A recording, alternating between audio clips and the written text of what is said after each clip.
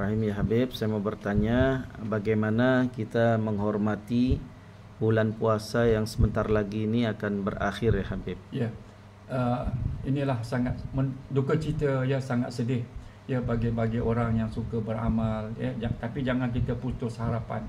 Walaupun sudah habis bulan Ramadan, kita akan masuk dalam bulan Syawal dan bulan seterusnya, kita terus beramal dan beribadah. Kita baca Quran terus, jangan bulan Ramadan ini terus kita tutup Quran, lepas bulan-bulan yang lain semua kita tak ada baca. Itu dah tak betul. Kita amalkanlah segala amalan orang-orang salihin, ya, amalan Rasulullah yang sudah dia ajarkan kepada kita semua. Selagi kita buat cukup bagus kan, kita jadi baik bulan puasa ini kan. Kita cuba lihat, kesian orang-orang yang puasanya dalam, walaupun perutnya kosong, walaupun haus, walaupun apa pun lah, alhamdulillah, ya, mereka dapat mengerjakannya dengan sempurna. Sabarlah. Pasal ini siapa yang suruh? Kita ingat dulu juga.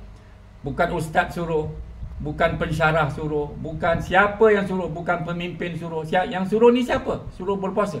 Allah. Allah Ta'ala tu jamin, insya-Allah. Dia jamin orang yang berpuasa, insya-Allah. Dia jamin, sebab itu pahala besar. Dan malaikat sendiri tak boleh taruh pahala itu. Allah sendiri yang meletakkan pahala itu. Jadi kita ingat, biar apa pun ya dalam bulan Ramadan ini yang akan meninggalkan kita, betul lah bagi orang-orang yang sayang beramal dan beribadah, mereka menangis waktu malam dan berdoa kepada Allah Ta'ala. Mudah-mudahan ya Allah dapat bertemu lagi dengan bulan Ramadan yang akan datang. Macam itu kita minta kepada Allah Ta'ala. Ya Allah, kita mahukan Ramadan ini mendapat barakah dan doa kita didengar oleh Allah Subhanahu Wa Ta'ala dan diterima. Dan menghormati bulan Ramadan ini, ya, kita alhamdulillah ada sebahagian negara-negara baik, bagus. Ada negara-negara Islam, ya, menjalankan ya hukumnya lah.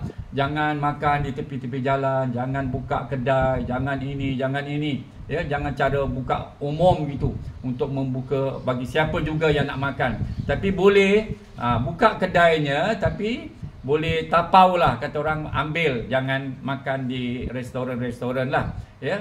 Boleh bawa balik, itu boleh, tak adalah sampai dihalang, bilang tapau pun tak boleh, begini tak boleh, tidak ada gitu.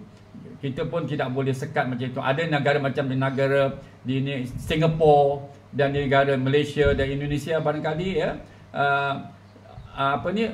hukumannya ikut masing-masing negeri lah. Ya, ada orang dia tak peduli. Ya. Yang kita sangat malu ni apa? Kalau orang Islam sendiri yang tidak berpuasa, makan duduk di restoran-restoran. Pasal apa? Dekat negeri Singapura, Malaysia, restorannya terbuka. Tapi itu diorang untuk kasih orang makan, orang yang kafir ke orang yang bukan Islam, tak ya. Tetapi kalau orang Islam sendiri yang makan, minum, ya, memang tak ada hukumannya. Itu terserahlah pada negeri masing-masing, ya. Tapi kita mesti ada perasaan malu. Kalaupun kita nak makan pun lah, ya, kita sakit ke apa pun, bawalah, simpan kat rumah, ya. Bukan di kat luar-luar gitu, makan seheboh-hebohnya, ya. Kita ketawa-ketawa, macam enjoy, ya, dekat restoran-restoran. Sedangkan orang yang lain ada berpuasa lalu melihat, itu orang bagus, ya. Tapi kita mesti menghormatilah bulan puasa. Ada negeri alhamdulillah, ya, negeri Mekah, negeri Madinah, dan negeri yang Habib tahulah, ya, dekat negeri Brunei, alhamdulillah, ya, mereka menjalankan hukuman-hukuman ini. Ada denda-dendanya kalau orang yang masih keras membuka kepada orang umum, mereka ada denda-dendanya, ya, ada denda. Barangkali kalau majikannya, ketuanya yang punya kedai itu sengaja memberi makan, membuka dengan sesenang-senangnya, maka ada hukumannya, barangkali dalam denda dekat 4,000 duit Brunei. Itu yang Habib sudah diberitahu dengar, ya. Jadi yang di Singapura belum ada lagi hukumannya, di Malaysia wallahu alam, dan di Indonesia wallahu alam. Tapi sebagai kita orang Islam, ya, yang kita mengaku yang kita umat Nabi Muhammad SAW ini, mestilah ada akhlak dan ada perasaan malu tak kalau kita makan di luar sedangkan kita tidak mau berpuasa. Ya, walaupun hukuman tak ada pun, tapi kita tidak akan malu kepada Allah Subhanahu Wa Taala.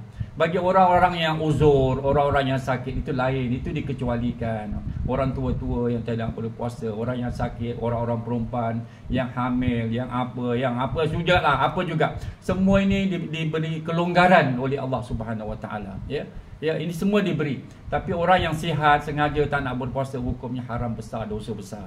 Ya, janganlah kita buat, ya, jatuhkan maruah Islam, jatuhkan maruah nama baik Islam. Itu tak bagus. Tapi kalau ada orang kafir, Habib tengok ada satu orang Cina itu, alhamdulillah, dia bilang I want to try fasting. Dia bilang, dia pun try. Dia bilang dia try satu hari tu, dia bilang sampai pukul dia pagi tu dia makan, tapi dia bilang dia stop, dia tak makan dalam 7 jam.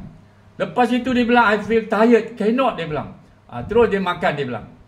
Oh, how strong Muslim, dia bilang. Orang Islam yang boleh berpuasa ini.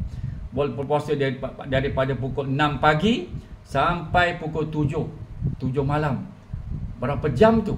Dekat 12 jam, 13 jam. Ya, orang berpuasa panjang. Tapi dia bilang I feel sorry, dia bilang. I feel sorry, I cannot, dia bilang. Kerana panjang sangat, aku takut aku punya gastrik, aku punya macam-macam lah, cerita macam-macam nanti dicerita. Ini yang ada orang, alhamdulillah lah, kita orang-orang Islam ini Allah Ta'ala yang menentukan, ya kan, dan Rasulullah yang memimpinnya, yang menyuruh dengan pahala yang sangat besar bagi orang-orang yang berpuasa ini. InsyaAllah selagi kita berpuasa, kita dalam jaminan Allah Subhanahu Wa Ta'ala. Janganlah kita bimbang apa-apa sekalipun. Okay? Itu sajalah. Wassalamualaikum warahmatullahi wabarakatuh.